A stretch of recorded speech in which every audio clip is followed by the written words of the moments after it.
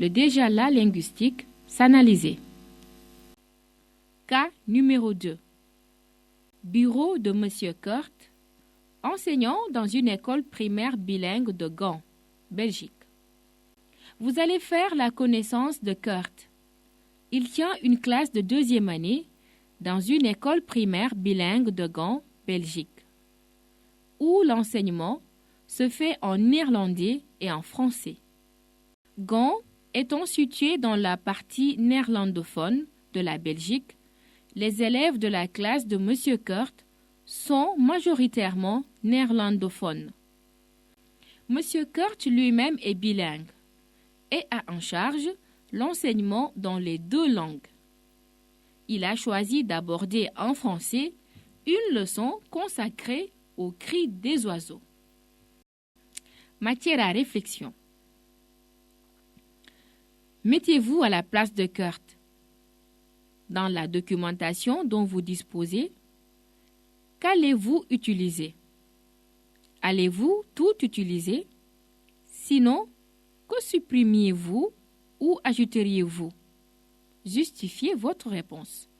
Pour cet enseignant de Belgique, comme pour tous ses collègues partout ailleurs dans le monde, la difficulté à surmonter sera d'établir les critères de choix des supports qui conviendront le mieux pour sa leçon.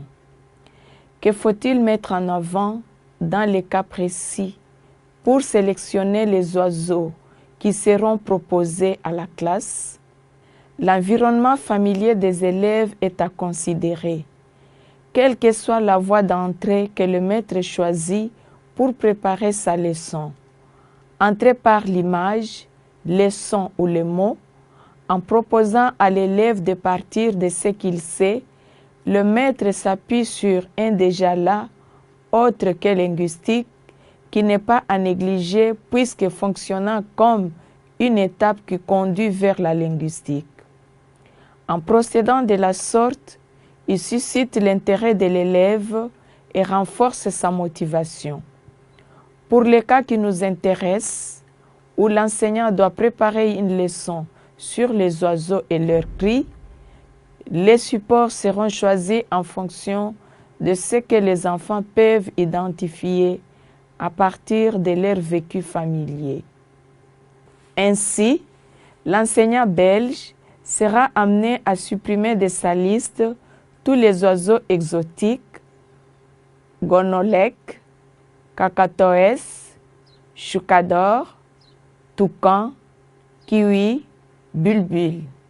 Mais il pourra ajouter par exemple des images de mésanges qui font leur nid dans les arbres de la cour de l'école ou des corneilles que les enfants peuvent apercevoir en rentrant chez eux le soir.